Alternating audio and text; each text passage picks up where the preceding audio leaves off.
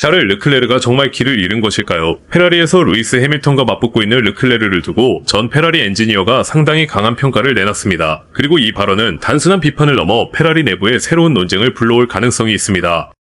2026년 시즌 초반 르클레르와 해밀턴의 상황은 분명히 달라졌습니다. 해밀턴은 지난해 페라리 합류 첫 시즌에서 기대 이하의 성적을 기록하며 단 한 번도 우승하지 못했습니다. 하지만 올해는 완전히 다른 모습입니다.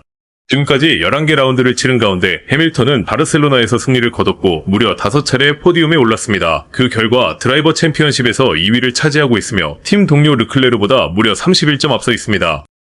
바로 이 격차를 두고 전 페라리 엔지니어 롭 스메들리가 문제를 제기했습니다. 스메들리는 하이퍼포먼스 레이싱 팟캐스트에서 르클레르의 최근 모습을 분석하면서 경험과 실력을 고려하면 다소 의외의 상황이라고 평가했습니다.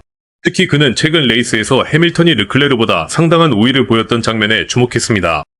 스메들리가 더욱 주목한 부분은 르클레르가 차량에 만족하지 못하고 있다는 점입니다. 페라리는 실제로 차량의 여러 부분을 수정했습니다. 브레이크 시스템의 구성 요소를 바꾸고 사용되는 소재까지 변경하는 등 세팅과 기술적인 부분에서 여러 시도를 진행했습니다. 하지만 이런 변화에도 르클레르가 차량의 특성을 완전히 이해하지 못하고 있는 듯한 모습이 나타났다는 것이 스메들리의 분석입니다. 그리고 여기서 가장 강한 표현이 나왔습니다. 스메들리는 르클레르가 현재 상황에서 조금 길을 잃은 것처럼 보였다고 말했습니다. 르클레르의 실력과 지금까지 쌓아온 경험을 생각하면 상당히 이례적인 평가입니다. 더 중요한 것은 이 문제가 단순히 한두 번의 부진으로 끝나지 않을 수 있다는 점입니다. 페라리의 두 드라이버가 같은 차량을 사용하고 있는 상황에서 해밀턴은 시즌 초반의 어려움을 극복하고 빠르게 경쟁력을 끌어올렸습니다. 반면 르클레르는 차량과의 궁합을 찾는 과정에서 계속 어려움을 겪고 있습니다.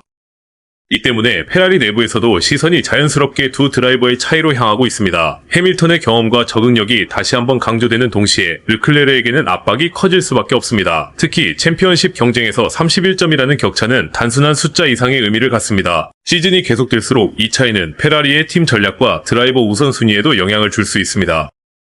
하지만 반대로 르클레르가 차량 문제를 해결하고 반격한다면 이야기는 완전히 달라집니다. 페라리가 브레이크와 차량 세팅을 포함한 기술적 문제의 해답을 찾는 순간 두 드라이버의 경쟁은 다시 팽팽해질 가능성이 있습니다. 결국 지금 가장 중요한 질문은 르클레르가 정말 길을 잃은 것인지 아니면 페라리의 차량이 아직 그가 가장 잘하는 방식으로 달릴 수 있도록 만들어지지 않은 것인지입니다. 여러분은 어떻게 생각하시나요? 르클레르의 부진은 드라이버의 문제일까요? 아니면 페라리 차량의 문제일까요?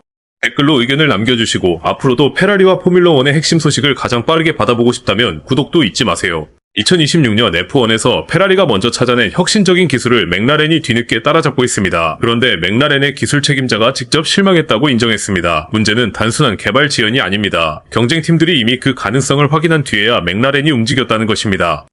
2026년 새로운 기술 규정이 적용되면서 F1 팀들은 리어 윙을 활용해 공기 저항과 다운포스 사이의 균형을 극단적으로 개선할 방법을 찾고 있습니다. 그 과정에서 페라리가 프리시즌 바레인 테스트에서 충격적인 해법을 공개했습니다. 코너에서는 다운포스를 유지하면서 직선에서는 공기 저항을 줄일 수 있도록 리어 윙이 최대 180도 회전하는 방식이었습니다. 페라리의 아이디어가 공개되자 경쟁팀들은 즉각 반응했습니다. 레드불은 자체적인 해법을 개발했지만 문제가 발생했습니다. 맥스 베르스타펜은 오스트리아와 실버스톤에서 리어 윙이 예상보다 늦게 닫히면서 차량의 공력 밸런스가 급격하게 변하는 위험한 상황을 겪었습니다. 맥라렌 역시 뒤늦게 이 기술 개발에 뛰어들었습니다. 하지만 오스트리아 그랑프리 첫 번째 연습 주행에서 시험하려던 부품에서 문제가 발견됐고 팀은 테스트를 취소한 뒤 부품을 공장으로 돌려보냈습니다. 이후 헝가리 그랑프리에서 다시 실험에 나섰고 이번에는 긍정적인 결과를 얻은 것으로 알려졌습니다. 맥라렌 기술 책임자 닐 홀디는 핵심을 숨기지 않았습니다. 페라리와 레드불보다 이 기술의 잠재력을 빨리 발견하지 못한 점에 대해 팀이 실망했다고 인정했습니다. 당시 맥라렌에는 다른 우선순위가 있었고 회전식 리어 윙은 상대적으로 뒤에서 진행되는 프로젝트였다는 설명입니다. 하지만 이제 상황이 달라졌습니다. 맥라렌은 기술의 작동 원리뿐 아니라 위험 요소까지 파악했다고 밝혔습니다. 특히 가장 중요한 문제는 윙의 작동 시간입니다. 회전이 늦어지거나 다운포스가 예상보다 늦게 회복되면 차량의 거동이 갑자기 변할 수 있습니다. 레드불이 겪은 사건들이 바로 이 위험성을 보여줬습니다. 이 기술이 중요한 이유는 명확합니다. 직선에서는 드래그를 줄여 최고 속도를 높이고 코너에서는 필요한 다운포스를 확보할 수 있기 때문입니다. 만약 맥라렌이 이 두 가지를 안정적으로 동시에 달성한다면 2026년 경쟁 구도에 상당한 영향을 줄 수 있습니다.